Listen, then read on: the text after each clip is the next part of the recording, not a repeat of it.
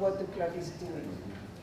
Where we think we could improve is some clubs wait when they have 2 or 3 new members to do the induction. So maybe we should do the induction immediately for every single member instead of waiting for a group. Giving the certificate in clubs where they don't give it yet. Simplifying the orientation, because sometimes the new members might feel that there's a lot of information to digest. So we have to find a way to simplify it so that they can receive it and integrate it at their own pace, but as long as at the end they know what to do, how to enjoy themselves, and how to grow, how to learn, that's all that matters. But we have to pace ourselves in the way we provide information. And I think that's it. Great. Thank you so much.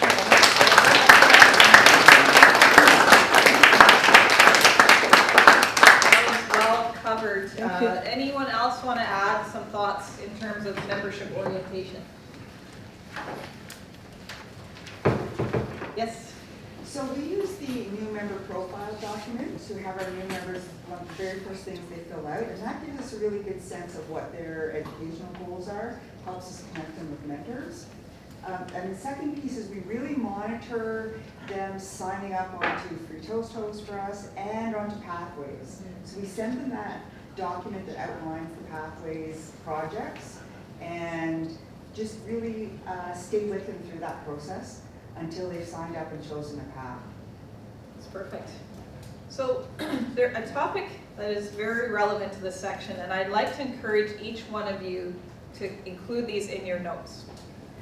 I'm going to say that again. I'd like each one of you to include this next thing I'm going to talk about in your notes. Is everyone listening? Mm-hmm. I want to hear, because I read these reports too. Your club presidents read these reports, I read these reports. I'd like to know if your clubs have a mentorship program. Yes. So I'd like you to ask that question. I'd like you to make comments whether they have one. If they say yes, I'd like you to even consider asking if you can see their list of mentors and mentees and how they're partnered up. How many of you are aware of the mentorship circle? It's such a valuable resource we have in this district. I think it's very highly untapped. Fran Watson actually has been involved in it, so if you're interested in hearing more about it, I encourage you to say hi to her over the lunch. She's just waving to everybody. Yeah, there's Fran. And it's a great resource of wealth of knowledge of very experienced Toastmasters that I think that all of us could utilize even more. So just be aware of that and please ask that you include that in your comments for this section. Okay, any other comments we want to make on membership orientation? No? Okay, so I have the joys of lunch being in between me and the rest of the session. We have quite a long way to go before lunch. Anyway, okay. So up next we have fellowship, variety, and communication. One or all of your team members.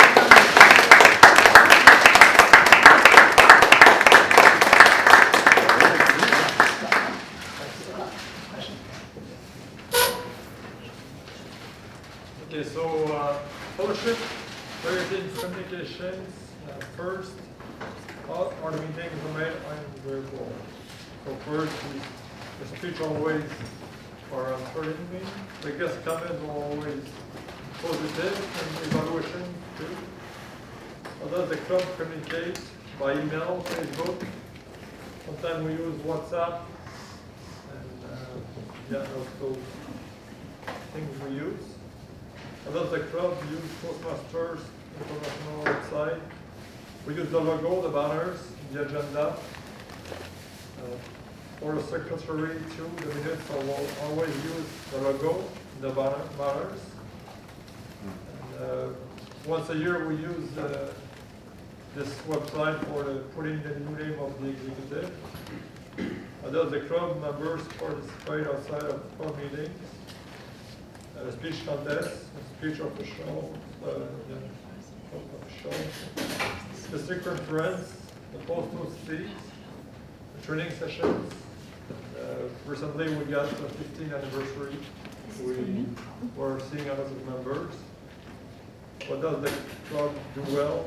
Welcoming, supportive, and always friendly environment. Can the club improve? Punctualities, come in time, leave on time. But can the district and us to help the club improve? Creative, devil topics. So that's what I got for this section. So back to Kimberly.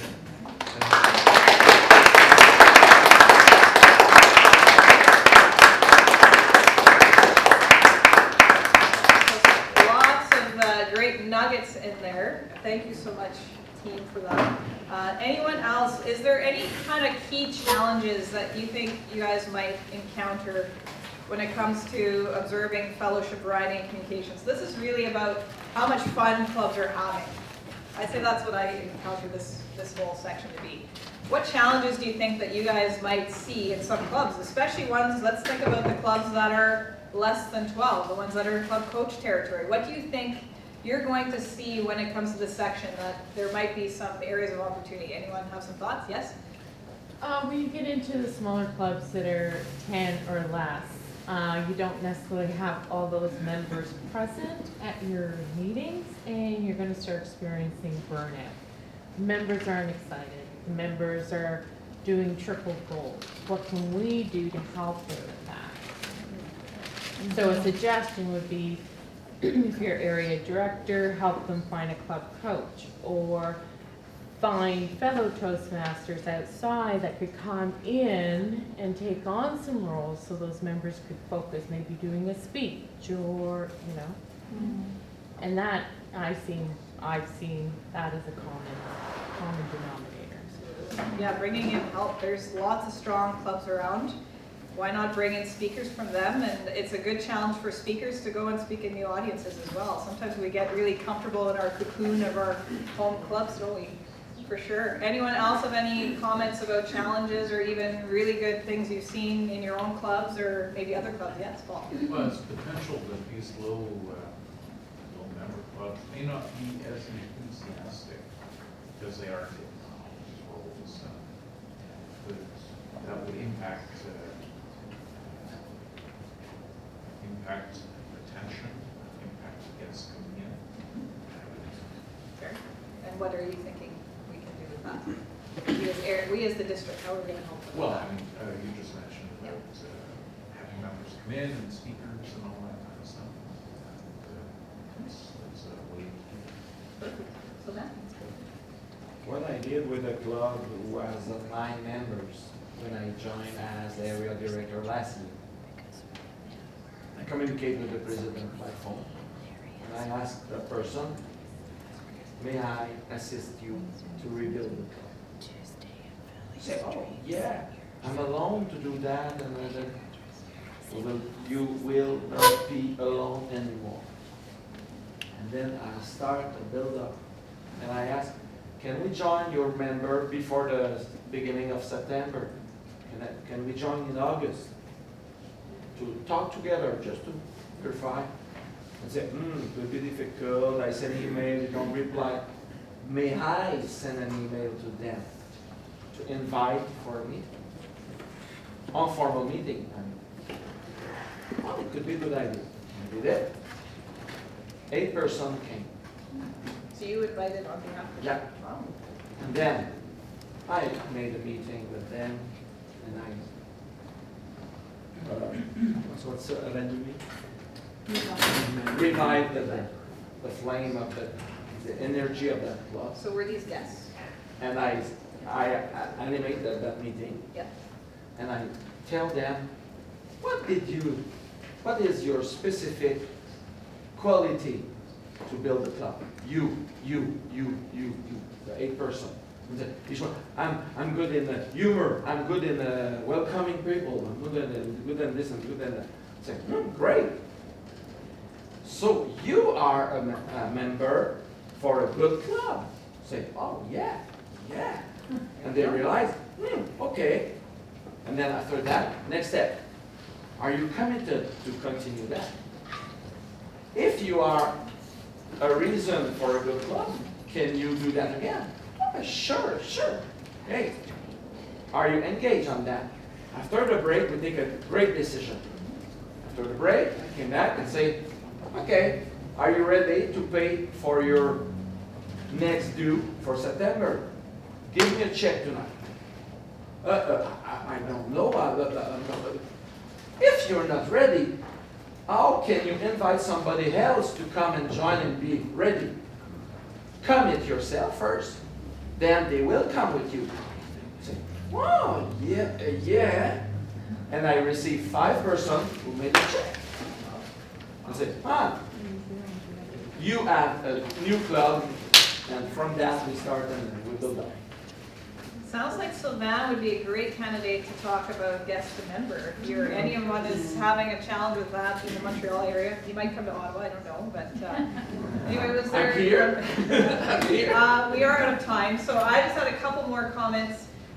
So one thing that I have experienced that's a lot of fun is having themes in your meetings. So really using a theme which can be used by the Toastmasters to introduce the meeting, even let your speakers speak about that theme, table topics on that theme. It just really creates some cohesion with the group and there's some fun. We've heard about post-toasties. How many have post-toasties?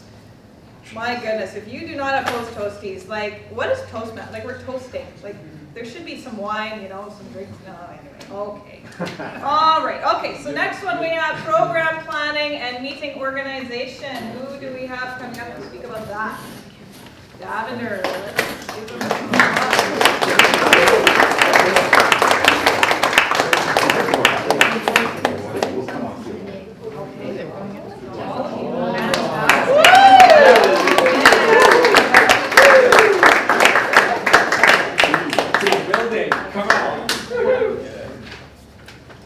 Merci, bonjour.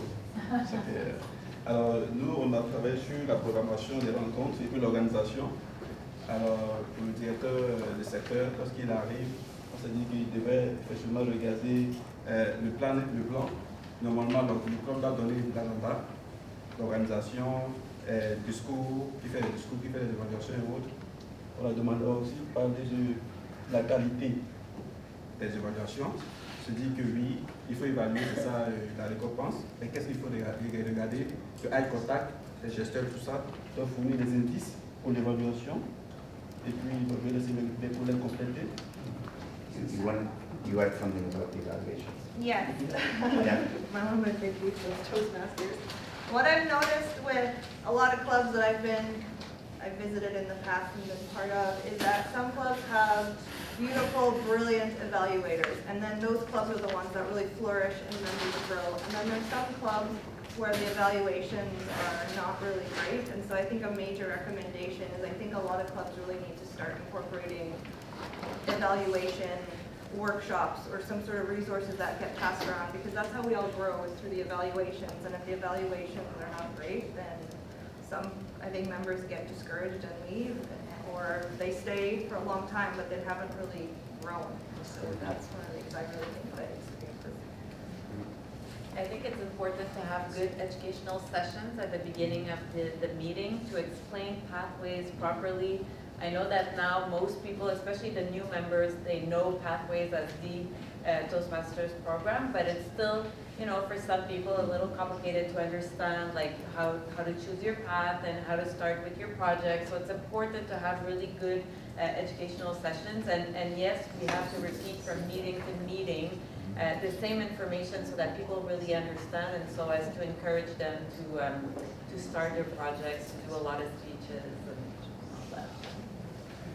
Just to follow up on that theme, when an area director visits a club, one of the things they can look for is, are there any prepared speeches? And if so, how many? If they visit the club, there's no prepared speeches that day, that could be indication that there's people that are a little hesitant to get started on pathways, or they're not really sure what to do for a speech. And so one of the things that you can discuss with the president and the VPN is to either set people up with a mentor and look at whether they have a mentorship program, and also go into a really detailed sort of nuts and bolts walkthrough of the pathways interface. It's one thing to say, pathways, you got the 5 levels, you got the 10 paths, or I think it's 11 now. But some people might not even know, how do I log on? How do I actually select the path and actually get started? So you can have a special session to actually walk people through that whole process. And that's much less daunting for them that way. And that's one way you can get more participation in the educational program and more prepared speeches in a meeting. The one thing I look for also when I visit a club is, do they announce what project the speech is going to be relevant to, either in the legacy program or in pathways? And I'm finding in many clubs, they do not announce, especially if it's a pathways project, because there's a lot of uncertainty around that. And so that tweaks me that yes, they probably need some help in really understanding pathways and make sure the members are doing pathways projects. Great.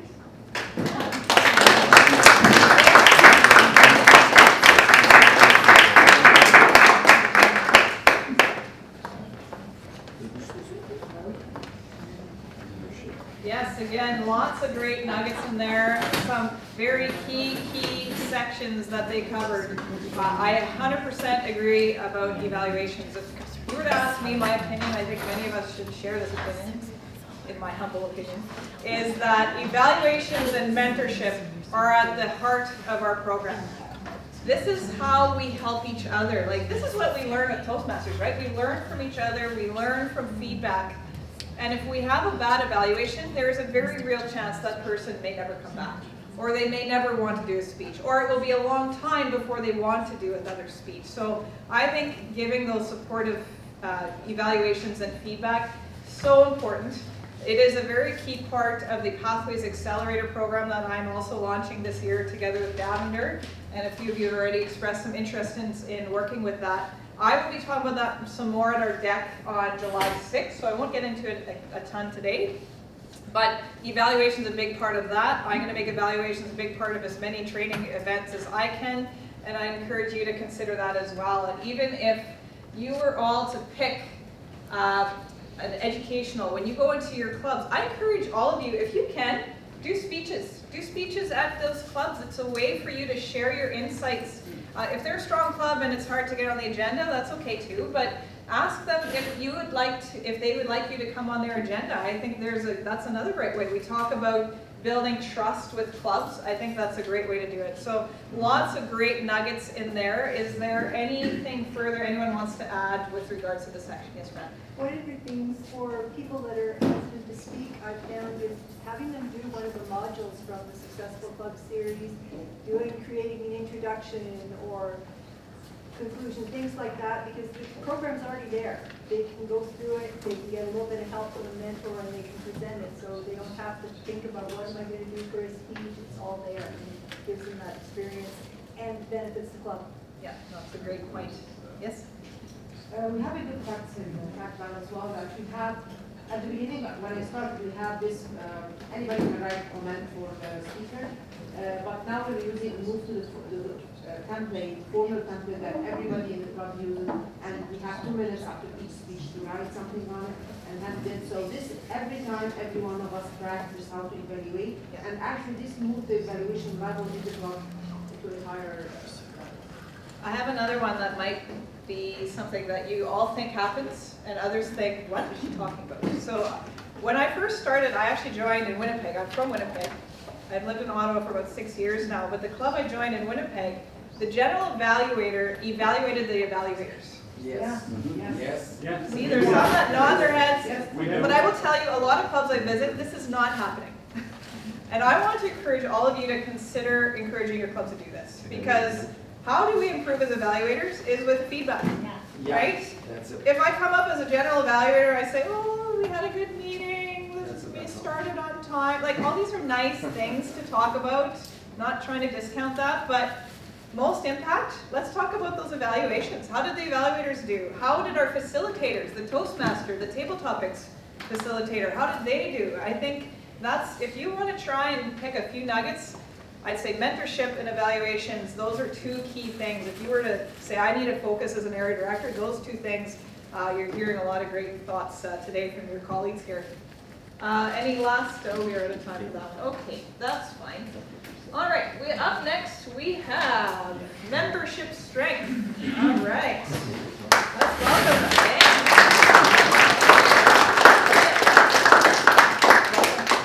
There we go.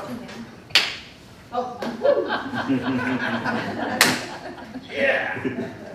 We have a wonderful team here. Lynn, Sylvain, myself, Adam, and I hope to meet the rest of you all during lunch, right? Obviously. So let's get right to the point. Membership strength. Very interesting thing here because we had two types of clubs. We had kind of what I would think of as a regular outside the scope of what you everyday do clubs. Like you want to go and do something new like a hobby, and corporate club. I myself am a member of one type of club and the other. So it was interesting because we did have clubs with more than 20 members, and we had clubs with just shy of 20 members. So that was an interesting kind of exercise for us to look at.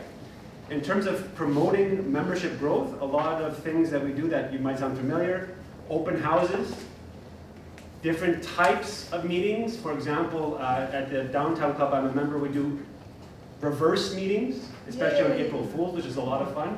So basically the evaluator will tell the speaker what to do. It could be a completely different speech, which could be interesting in a line of improvisation, for example. Another thing that we were thinking about in terms of corporate clubs for those in the corporate area is recognition for development plans. And one aspect in terms of that challenge is the official recognition by the company of that as part of the development plan, which I found is lacking, which could be something that could be interesting in terms of leadership development project, going to see the HR people and getting that going. So those are some ideas. I'll go quickly because I think we want to go through all the time. Go good? Okay. So again, special types of events, recognized training, special open door policies and things of that nature. Also, another thing is joint club events where you might go to, like, as opposed to a Toastmasters, maybe put on a public kind of, this is Toastmasters event where, for example, Sylvain had an evening where he did 2 hours of improv as a way of attracting people in a kind of a more public setting as opposed to like the idea of a Toastmasters setting. And then in the public, for example, you say, hey, by the way, if you're interested, we've got a great way for you to keep going. In terms of retaining memberships, this is where I find it gets a bit more tricky, where you really have to get members involved in developing training programs. We talked about developing feedback training programs, which we've done in certain clubs. How to make speeches, get them involved in actually sharing their knowledge. Really pushing for mentorship opportunities for people, trying to get them interested through passion and development in that area. Really the atmosphere of the clubs, if you can get a loving, welcoming atmosphere, and if you can get a social dynamic. The Downtown Club, for example, had a thing that, one of the things that interested me the most was the running gags that they sometimes had, which was kind of interesting. Of course, was the post-toasties and those kinds of social. One thing that was really interesting that I got in feedback as VP Ed when I was trying to ask these questions was, what makes Toastmasters different for you? Why are you here? Why did you join? And they said, because we use Meetup a lot in the Downtown Club. And they said the difference between this and everything else was not only am I learning something, I'm with interesting people who are getting together and generally want to get to know each other. So those are some ideas and some things we put together. Thank you. Thank you. Thank you, Adam. Thank you. I can add with just a little thing. It's to maintain, our members. We should have survey with them, and we are also individual meeting just to know are you still okay with your objective, or is your progression, do you like the type of meeting? Do you have any kind of suggestion that we can add to our type of meeting? And we have a bunch of new people to the district next year because we identify a lot of people. We try to identify people that haven't been to the district yet. So we have Nesrine, we have Claire, we have Ghislaine, we have Aimée, we have Carole, and we have Eugène and Fatou. And we just have 5 minutes, so we could find more for next year. And for the last, what the district could do to improve this aspect of At first, the club. what the clubs do well at first, we prepare an atmosphere that is great. If the person go to the club that is boring, they will not come anymore. But if it is a great evening, woo, they will come back. the difference? Yes. That's clear. We are to be, as we said, safe with the person, respectful, safe, kind, help them to progress at their rhythm, not at mine. If they have the same pace as I do, go for it. But if they don't, take it calmly, and they are there to learn what they want, not what I want them to learn. This is a mindset. Sometimes we want that Kimberly do as I think. No. I want to help Kimberly to do what she thinks she needs in her life. How can the club improve? Communication. Is it a club of communication? Interpersonal communication. How do you want to progress this year, Kimberly? How do you want to progress in your leadership? Do you consider to be at another level of leadership, maybe in the district? You see, you have a different approach to help the person to go outside of their comfort zone or to enlarge the comfort zone.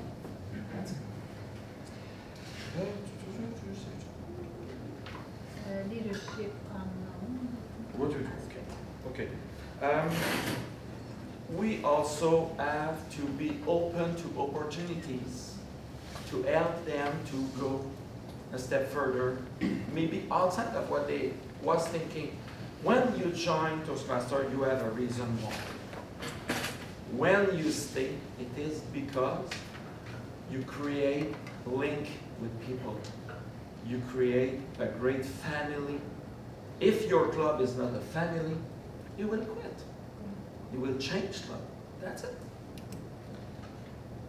What can the district do, and what is the area director and the district do to help the club? Bring them the information of everything is available in the district for them. Let them know, and this is a responsibility for the district, let them know what the district can do about them, about their club, about their needs.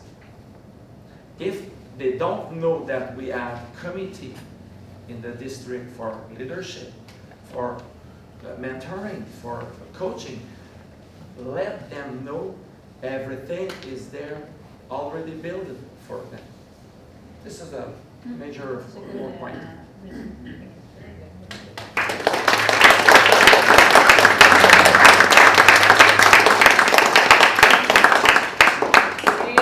Great comments there from this team. Thanks so much. This section is very, very important. All the sections are important, but one thing that I was looking at when I was creating my own strategy for program quality is we bring in a lot of new members. I think we do a good job of bringing in new members, and I think we can continue that. But retention is such a challenge, and that's something Tanya and her team are really going to focus on with you guys. But this section here really is speaking a lot to retention. Did you know, as a district, we are losing more than half our members every year? Did you know that? That's big, right? And that's across the district. We are attracting almost about that many, so we're staying fairly even. But losing half of our members every year, I get it that life happens, so that's expected. If you looked at our DCP, which Ron's going to talk about more this afternoon, it's the goals, as you probably know, we are targeted to get 8 new members every year. So that's 40% turnover that Toastmasters has given us as a target. It is higher globally, but I think, personally, I have benefited so much from Toastmasters. Those that are leaving are not getting those same benefits that everyone in this room is feeling. So how do we get that message out there? So these 3 did cover a lot of things that we can talk about with that. One section, and again, we are going a bit longer on this one, probably worth it though. Before I will ask for about 3 of you to share your comments, but one section I really want to highlight in this one is identifying your successors. So Sue talked about building teams. Some of you sounded surprised when you saw